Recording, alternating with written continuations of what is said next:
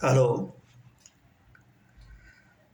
આજે આપણે આપણા મનમાં ચાલતા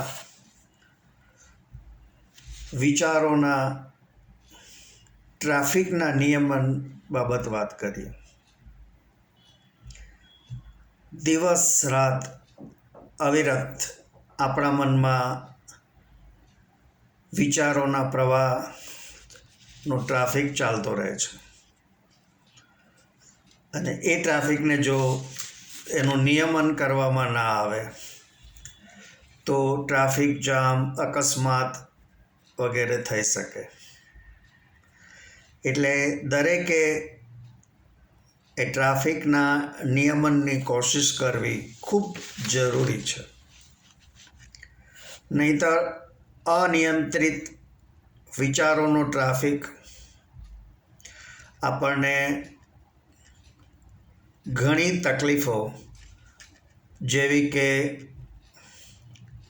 ડિપ્રેશન, વ્યસન, ખોટા નિર્ણયો, ક્રોધ, હતાશા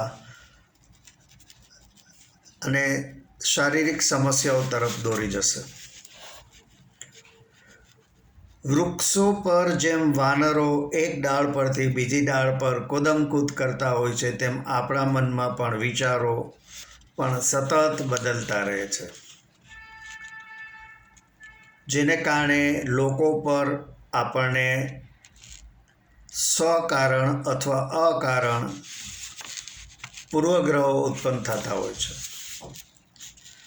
આપણને તેમના ઉદ્દેશો વિશે શંકા કુશંકા ઉત્પન્ન થતી રહે છે. આપણા મનમાં કાલ્પનિક ભયો ઉત્પન્ન થતા રહે છે.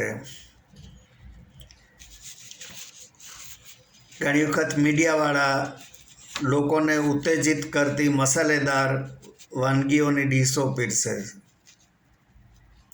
આપણને એમ લાગે કે થોડા દિવસમાં હિમાલય ઉપરનો ટોટલી બરફ ઓગળી જશે અને આપણે પૂરમાં આખું દેશ ડૂબી જશે.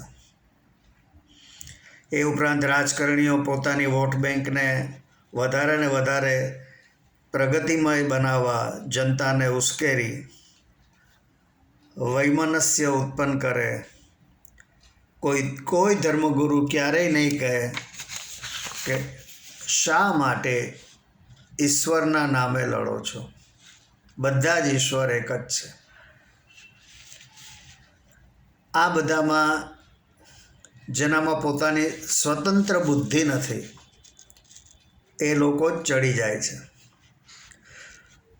બુદ્ધિમાન વ્યક્તિ તો સમજે છે કે બાબાના આશીર્વાદથી એક સાયકલ પણ મળતી નથી, જ્યારે આપણા બધાના દાનથી બાબા લક્ઝરી કારમાં ફરતા રહે છે અને પાછા સમજાવે છે કે પૈસો તો હાથનો મેલ છે.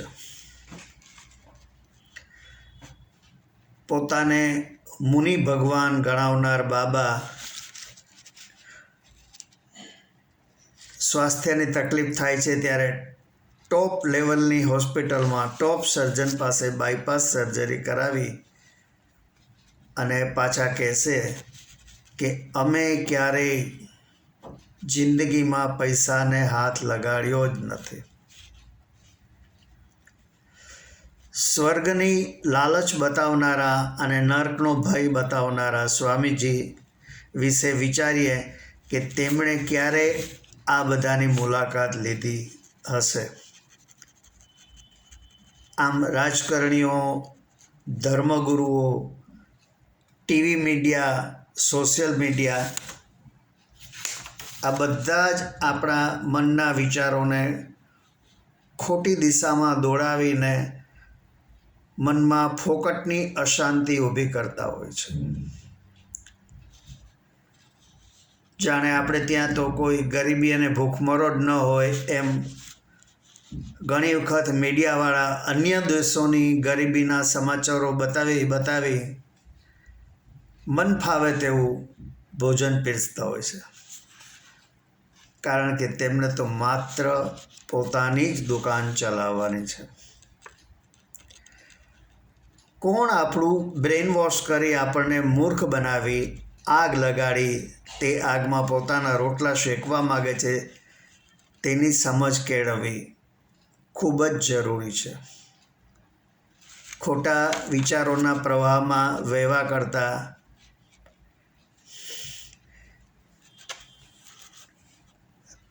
તેને ડામી દઈ તેવા તત્વોથી દૂર રહીએ.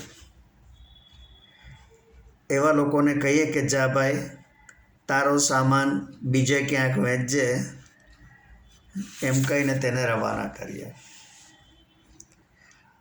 આપને મારી આ વાત ગમી હોય તો મારા વિડીયોને લાઈક, શેર અને મારી ચેનલને સબસ્ક્રાઈબ કરજો. આભાર. આવજો.